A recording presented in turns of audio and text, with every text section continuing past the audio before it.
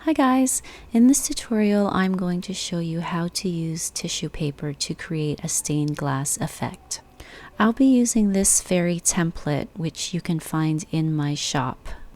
Another way you can create a stained glass effect is with cellophane sheets, which is what I did with the fairy on the right, and you can find a link for that video in the description below. And here are the two types of stained glass effects. The cellophane on the right is closer to what actual stained glass looks like, but this multicolored look that the tissue paper gives is quite nice. Both are easy to do in terms of difficulty, but the tissue paper does take less time. If you've purchased my fairy design, I recommend watching my cellophane fairy tutorial because that's where I go into detail of what to expect in your download.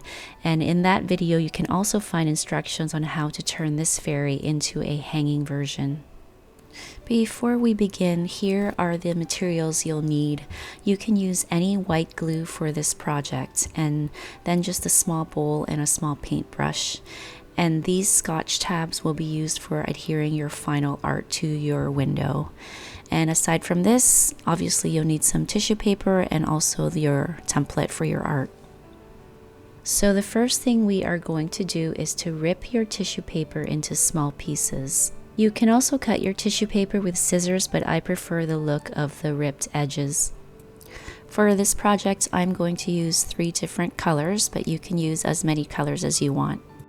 For sizes of your pieces, you want to make sure that some are large enough to span the whole width of your holes you're covering.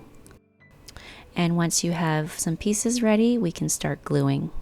For our glue, pour some white glue into a small bowl and then add some water. You don't need to measure any amounts here. You just want your final consistency to be basically anything more watery than the original glue. But we don't want to get too watery or you'll lose the adhesion, so something resembling milk is about as watery as I would go, and anything thicker than that is fine.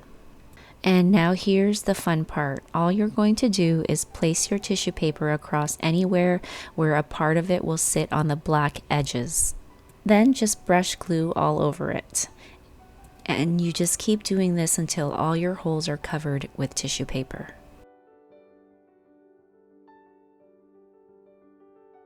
And don't worry about your tissue paper sitting off the edge of your main template. We'll cut that off later.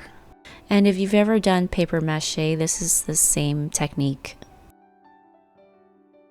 The reason we water down our glue is just so that the tissue paper doesn't rip when we brush the glue on. A thicker consistency will tend to pull at the thin tissue paper.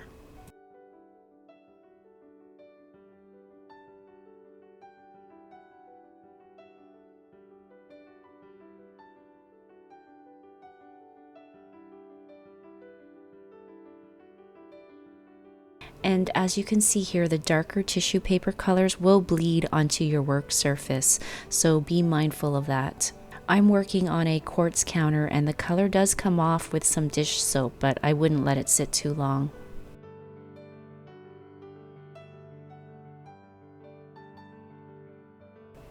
And all I'm doing here is making sure that I get a good distribution of colors. You don't really have to plan anything here because we're not trying to create any pattern. I think the more random the tissue paper is, the more beautiful it turns out.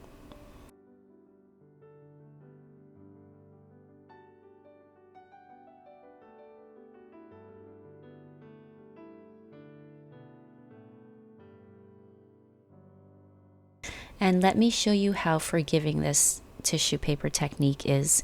Here I have a small rip in my tissue paper, and all you need to do is patch it up with another small piece of tissue. That easy.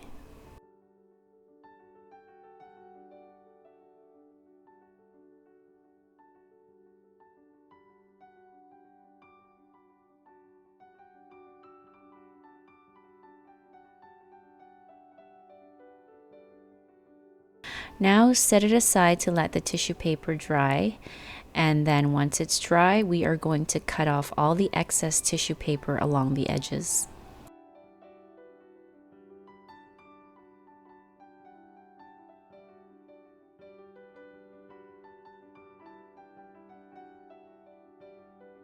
And now if you're using my fairy cutout, we are going to cover this side with the wing piece.